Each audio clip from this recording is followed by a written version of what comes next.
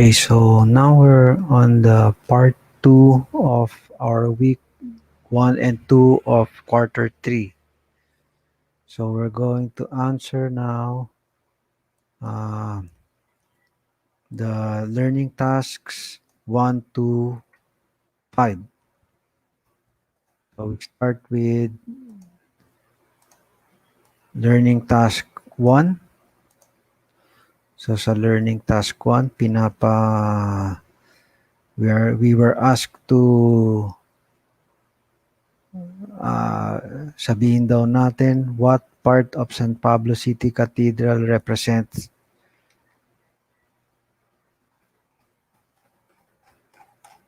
a point, a line, or a plane. So, kailangan natin ng dalawang point, dalawang line, at isang plane. Over here, kinopya lang natin yung picture ng cathedral. And naglagay tayo dito ng number 1. So, yun yung aking number 1. Actually, maraming pwedeng maging point dito sa church na to. But, ang napili ko, number 1 is,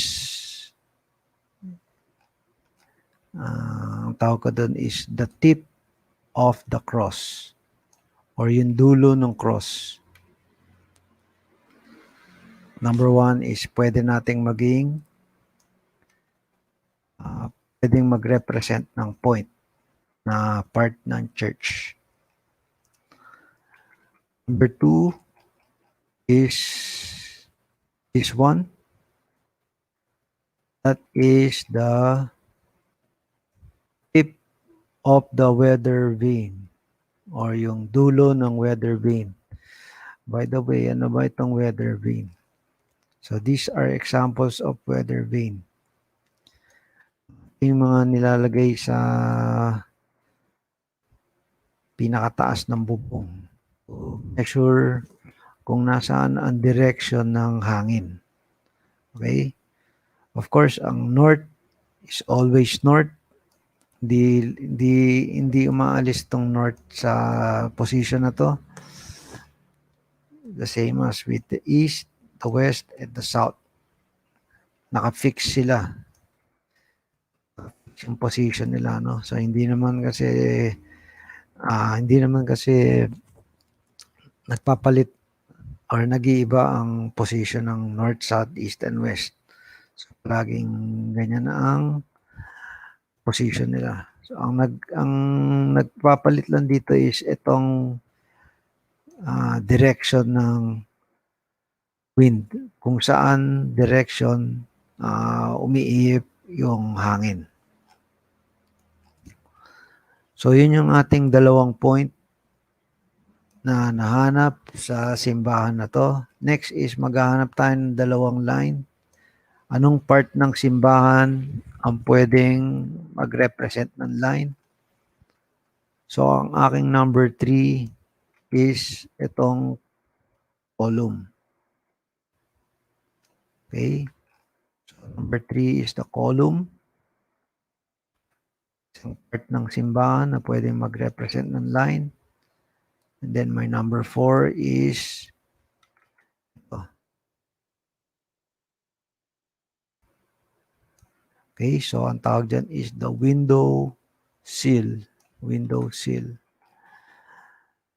Okay, so actually, maraming part ng simbahan, no? Ang mahirap lang is paano natin ma-identify or ano ang tawag sa mga part ng simbahan na yan. Okay, so pero more or less, at least alam na natin yung concept ng line ay isang linya. Anything that represents a straight line is a line. Then a point is something can be represented by a dot. And the last one, number 5, is plane. So, saan daw dito sa church pwede mag-represent ng plane? Of course, pinili natin number 5 is the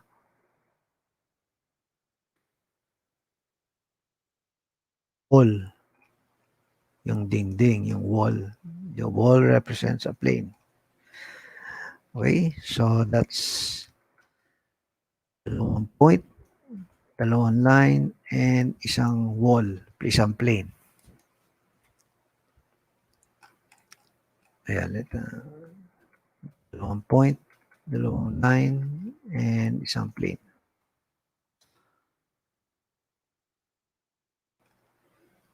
So, kung hindi pa kayo nakakapag-submit ng sagot, pwede siguro, to drawing nyo lang, kokopyahin nyo lang tong church sa inyong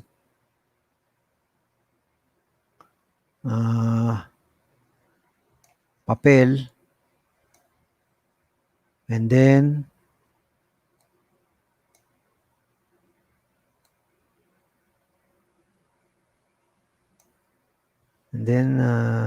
lalagyan nyo lang, for example,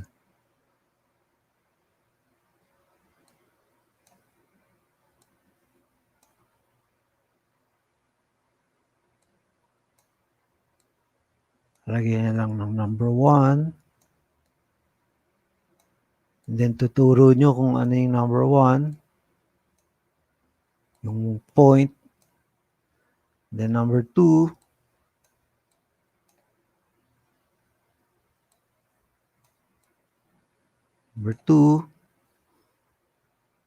so on and so forth. Number 3, so kung ito yung so una ko copy nyo muna yung a rough sketch, a rough copy of the, hindi naman eksakto but more or less medyo malapit sa church, and then susulatan lang natin ng mga number kung saan yung makikita natin yung dalawang point, 1 and 2, and then dalawang line with numbers 3 and 4, and lalagyan natin ng number 5, at ituturo natin kung saan sa part ng church na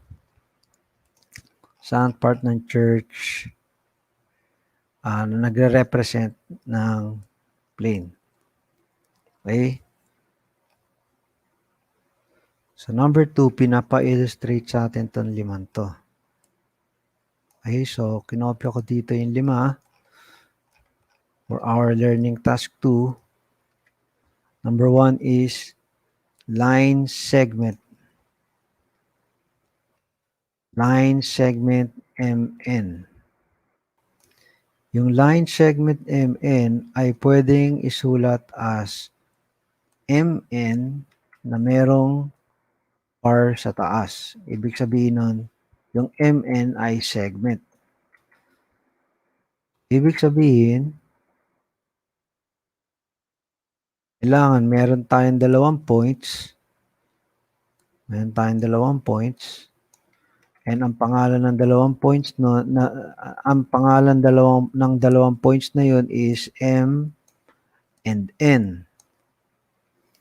And since dahil ito ay segment, kailangan walang lalampas sa point.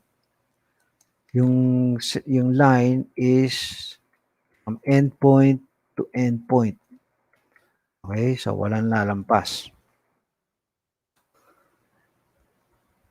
Number 2 is ray X, Y. Since this is a ray, pwede din nating isulat to as XY. Merong symbol ng ray sa taas. Okay? Sa ray, alam natin ang ray, isang endpoint. Meron tayong isang endpoint at may isang dulo ay arrow. So, yung unang letter, yun ang endpoint. Yung pangalawang letter, nandun yung arrow. Gagawin natin, magdodrawing tayo ng isang ray. Okay, yung isang dulo is arrow. And yung isang dulo is point, end point. And maglalagay tayo ng isang point dito sa gitna. Yung x, ang ating magiging endpoint dahil yun ang malapit dito sa endpoint, or yung x yung nauna. So, therefore, kapag nauna yung x, siya ang endpoint. So, that's why nandito yung x. And then, since nahuli yung y ang point na malapit sa arrow. So, yung y, ito yung point na mas malapit sa arrow. Okay. So, that's the illustration for number 2. Number 3, oops, may mali ako dito. So, number 3 is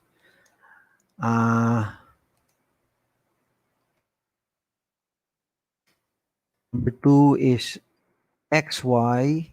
Number 3 is yx. So, dito nabaliktad ko, tama, yx. But dito nakakalimutan ko. But, ito dapat ay yx. Una dapat yung y. And then, susundan ng x. Okay, so mali ito. That's wrong. Dapat yan is ray yx. So, ang gagawin natin dito sa number 3 is pareho lang sa number 2. But, instead na x yung endpoint, ang endpoint dito is y. So, yung y ang magiging pangalan ng point ng endpoint. Bakit? Because yung y, dahil nauna yung y, nabanggitin sa ray yx. Okay, nauna yung y banggitin. Ray yx.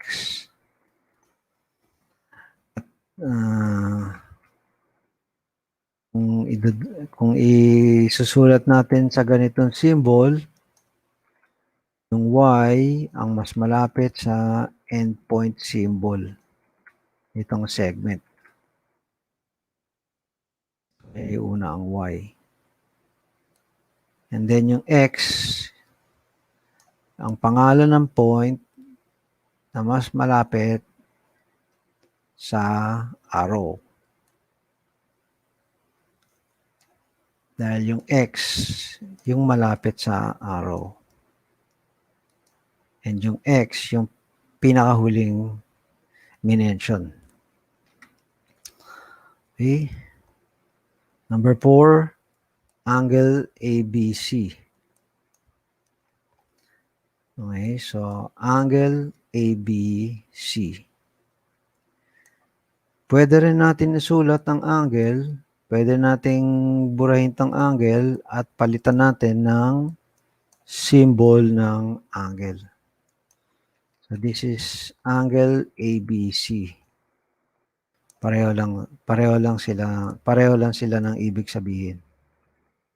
Okay? Paano natin susulat ang angle ABC? Siyempre, gagawa tayo ng dalawang ray, isang pa ganun, and then isang pa ganito. Lalagay tayo ng tatlong point, isang vertex, okay, isang vertex, yung kung saan nagko-connect yung dalawang ray, and then meron tayong dalawang point. Okay, so tignan natin mabuti itong pangalan ng angle. Yung letter sa gitna, yun ang vertex. Okay, so kung ano yung letter na nasa gitna, yun yung letter na nasa gitna. Okay, so magiging this is A, B, C. Pwede nandito yung A, pwede natin gawing A to, A, B, C. A, B, C. Okay, so pwede dito yung A, pwede dito yung A, pwede dito yung A, dito yung C, or dito yung A, and dito yung C. As long as yung B is naandito. Kasi yung B is yung letter na nasa gitna ng pangalan ng angle. Okay, so kung ano yung letter na nasa gitna ng pangalan ng angle, yun ang vertex. Okay? And number 5 is, this is angle K. This is the symbol for angle. So that's angle K. Or pwede nating isulat, or pwede nating palitan tong symbol na to at isulat natin yung buong word na angle. K. So since this is an angle, pareho lang ang drawing sa number 4.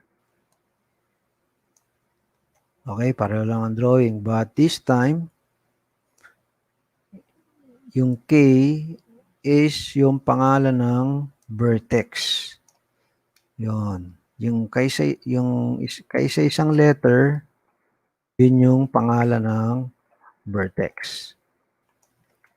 Okay, so this is angle K.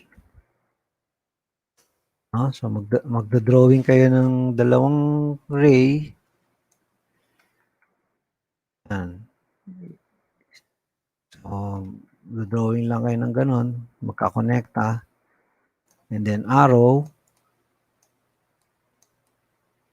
Yan. And then ito, lalagyan nyo lang ng bilog. And then that is K, the vertex.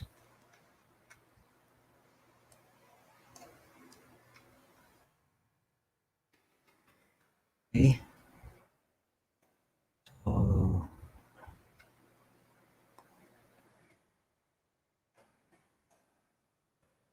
that's learning task 2.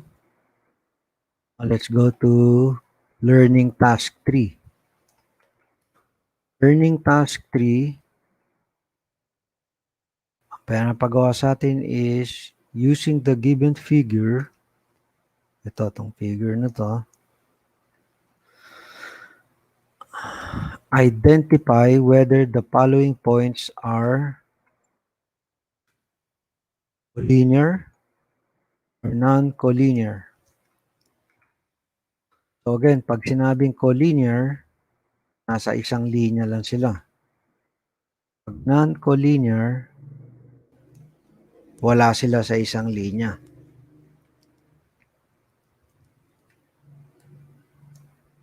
So number 1 is B, D, A.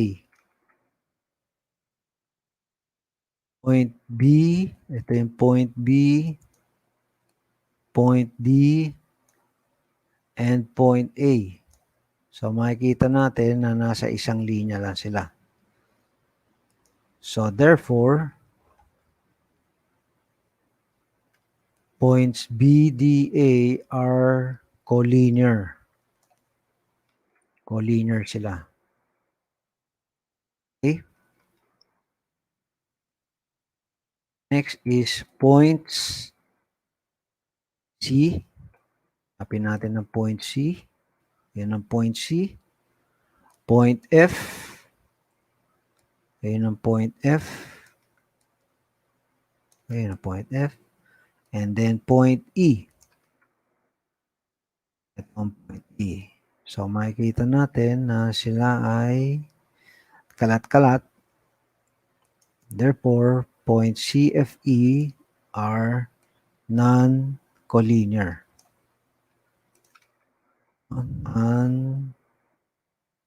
Non-collinear. Wala sila sa isang linya.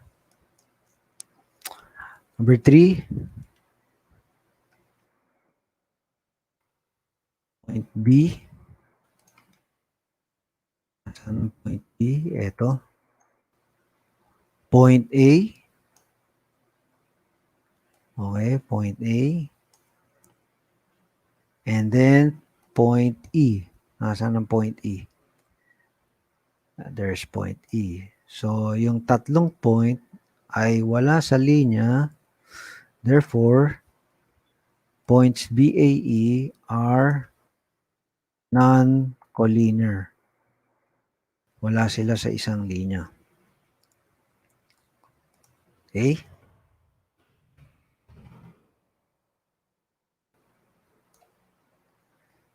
Number 4 and 5, pinapatanong kung yung mga points na sinasabi sa 4 and 5 are coplanar or non-coplanar. Ang ibig sabihin ng coplanar ay nasa isang plane lang. Non-coplanar ay wala sa isang plane. Tignan natin. Yung una is point C. Lugan muna natin. Ayun ang point C. Point D. Ayun ang point D. Point D. Ayun ang point D. And point B. Ayun ang point B. So, is this collinear or non-collinear? So, makikita natin ang point C, point D, at saka point B ay nasa plane na to. Nandito sila sa plane na to. Lahat, yung tatlo ay nakapatong sa plane na to. Okay, yung tatlong points na yan. So, therefore, points C, D, and B are coplanar points. Nasa isang plane lang sila. Okay? So, how about point E? Point E, ito ang point E. Point F, ayun ang point F. And then point G. Ito ang point G. So, yung F at saka yung G ay nasa isang plane. But yung point E,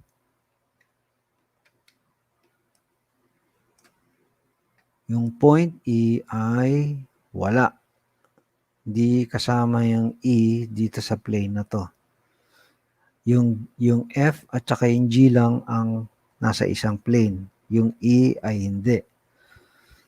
So, therefore, ang points E, F, tsaka G are non-coplanar points. Wala sila sa isang plane. Okay?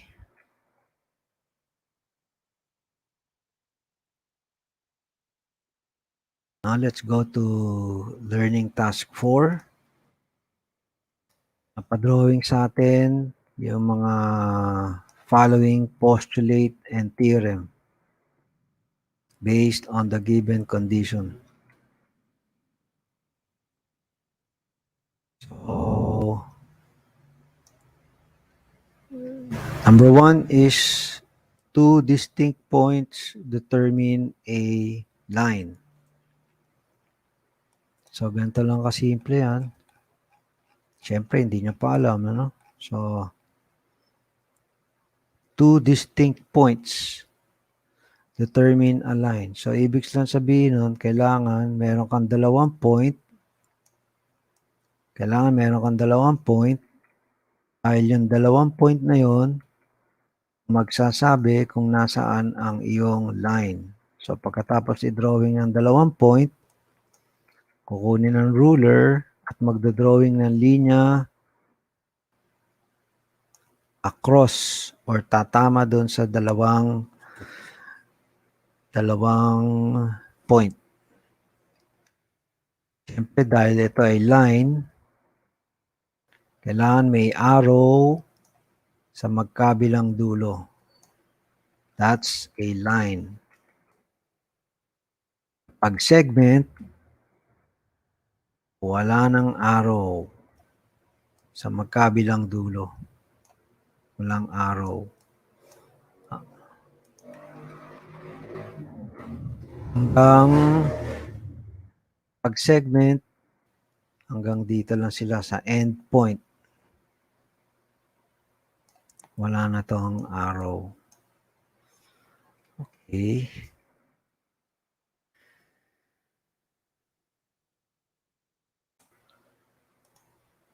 Number 2, if line M contains 2 points, C and D, then CD equals DC. If line M, so meron daw isang linya, ang pangalan ng linya is line M. Ang pangalan ng isang line ay sinusulat ng small letter. Hindi pwede ang pangalan ng line ay capital letter. Hindi pwede gawing capital letter. Para saan ang capital letter? Ang capital letter ay pangalan ng mga point. Kagaya nitong dalawang to. Capital D, pangalan ng point na to. Okay. Capital letter C, ang pangalan ng point na to. So, itong line, pangalan is line M. Small letter M. Ayan. Ayan ang pangalan ng line. Pwedeng dito, pwede dito isulat. Okay? Hindi pwedeng capital letter or big letter ito. Okay. So, yung line M daw contain or in Tagalog, meron daw siyang dalawang point. Ang pangalan ay C and D. Okay, so maglalagay lang tayo ng dalawang point. At ang pangalan ng dalawang point na yon ay point C at saka point D. So, sinasabi lang doon na CD is equals to DC. So, yung simula dito, CD, yung sukat daw niyan is pareho sa sukat ng, kung dito ko magsisimula sa D, papunta ng C. No? Siyempre, logical, obvious. Obvious na pareho naman talaga yan, ano? Okay, so that's number 2. Number 3, if point D lies in the interior of angle ABC, then the measure of angle ABD plus the measure of angle CBD is equals to the measure of ABC. Okay, so kopyahin muna natin to.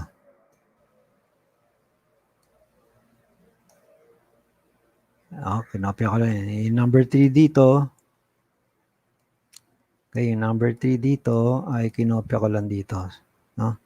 So, if point D, so meron daw point D lies in the interior of angle ABC. So, kailangan meron tayong angle ABC. Okay? So, meron tayong angle. Ito muna yung angle natin. Imagine muna natin na wala muna to. Itong nasa gitna, wala muna. And itong angle na to, ang pangalan nito is ABC. So, since B yung nasa gitna,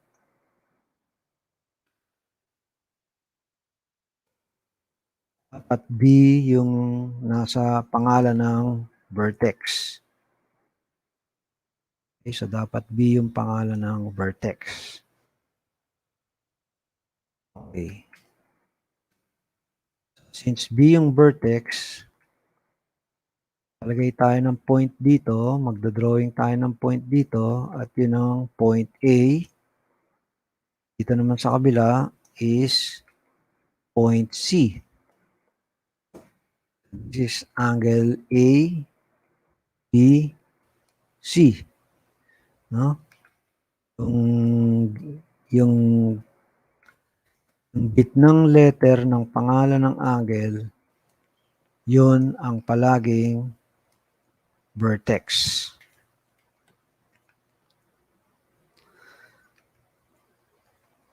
So, yung point D daw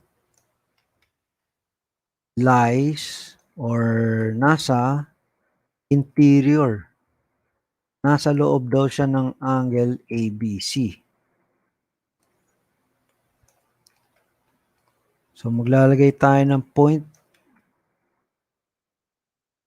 Ito yung angle ABC. Sa loob nun, andun yung point D. Andun yung point D, no? And then, maggagawa tayo ng ray simula dito sa B papunta doon sa point D. Yan. Okay, so inumpisa natin. Gumawa tayo ng angle A, B, C. And then, naglagay tayo ng point D sa loob. And then, kinonekta natin ng isang ray. So, yung M, ang ibig sabihin ng M, angle ABD, itong tatlong to, ito yun. Ang ibig sabihin ng M, angle ABD, is the measure of angle ABD. Okay, yung M, ang ibig sabihin ay measure or yung sukat. So, M, measure of angle CBD is measure of angle CBD. Measure of angle ABC is measure of angle ABC. Sa madaling salita,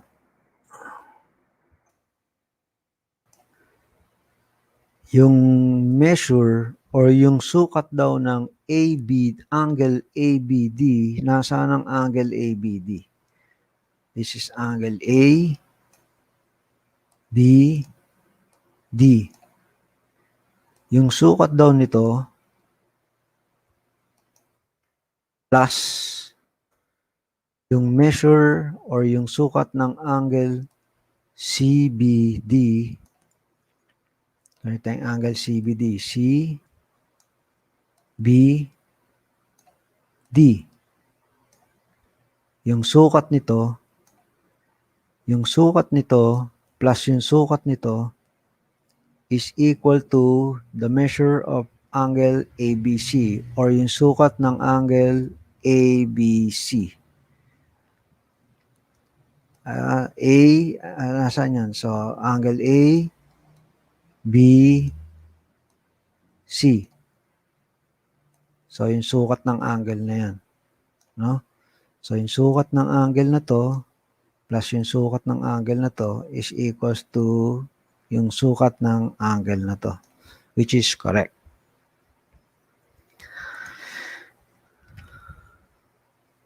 So, next, i-drawing daw natin, if line AB and CD intersect at point F, then the measure of angle AFC equals the measure of BFD.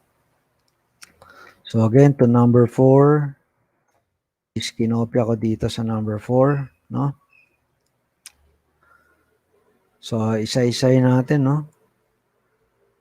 Meron daw tayong line AB and line CD. At nag-i-intersect daw sila sa point F. So, kung sila ay nag-i-intersect, ibig sabihin, nagko-cross sila ng landas.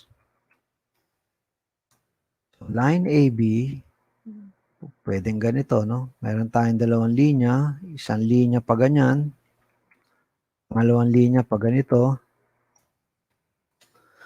Yung unang linya, ang pangalan is line AB. Again, ang pangalan ng line, kailangan may point tayo dito. And then, may pangalan yung point na yun. Ang pangalan ng point dito is A. And then, ang pangalan ng point nito is B. So, this is line AB.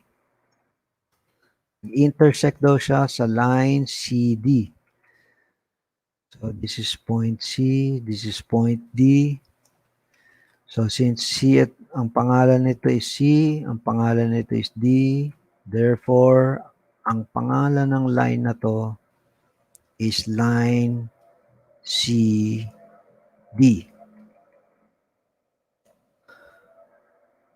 Nag-i-intersect daw sila at point F. Okay, so doon sa point na nagko-cross sila, ang pangalan daw ng point na yon is point F. Okay, point F. Saan sila nag-i-intersect? Then, yung sukat daw, the measure of angle AFC, saan ba yung AFC? AFC, so ibig sabihin yung sukat daw nito ay equal sa measure ng angle BFT. Nasaan ang angle BFD? So, BFD.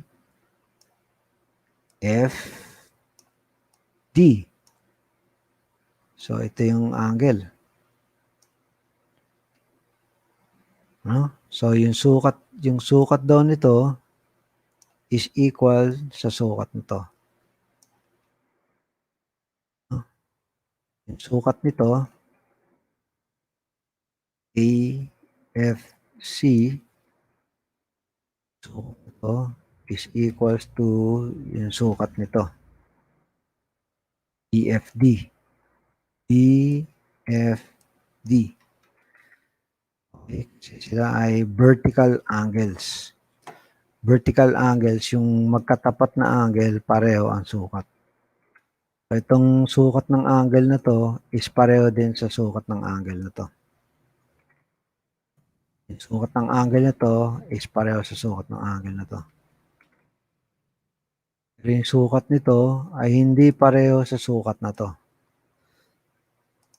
Kasi hindi naman sila vertical eh. Sila ay linear pair. Okay. That's the answer for number 4. Number 5, if a point lies outside a line, non-collinear, then exactly one plane contains both the line and the endpoint. Kinopya ko lang tong number 5 dito. So sabi dito, if a point lies outside a line. So, meron daw point na nasa labas ng line. Okay, meron daw isang line, meron isang point na nasa labas ng line na yun. Sila ay non-collinear. So, kung ganun, then, exactly one plane contains both the line and the point. Kung ganun daw, meron daw isang plane lamang, isa lamang na plane na na na meron, okay, isa lang plane ang pwedeng yung line at yung point ay coplanar. No? Or exactly one plane, isang plane lang daw contains isang plane lang daw ang meron na pareho yung linya, both the line and the point. Isang plane lang daw ang pwedeng nandoon yung linya at andoon din yung point. Isang plane lang daw yun. At wala nang iba. Na kung saan na andoon sa plane na yun, yung linya at isang point. Okay, so that is learning task 4. Now we go to learning task 5. So learning task 5, sasabihin lang daw natin kung postulate or theorem. So, meron akong nabasa. Okay, ang sabi, the difference between postulates and theorem is that postulates are assumed to be true. Yung mga postulate daw ay pinaniniwalaan na palaging tama. Okay? But theorems must be proven to be true. Yung mga theorem daw ay kailangan patunayan para maging totoo. Okay, so paano daw papatunayan ang mga theorem sa pamamagitan ng mga based on the postulates and already proven theorems. No, so medyo magulo, no? Sabi doon sa libro, this distinction isn't something you have to care a great deal about unless you happen to be writing your PhD dissertation on the deductive structure of geometry. Sabi sa libro, hindi naman, okay, wag daw natin masyadong seseryosohin yung pag-intindi sa between postulates and theorem unless sabihin ng unless ay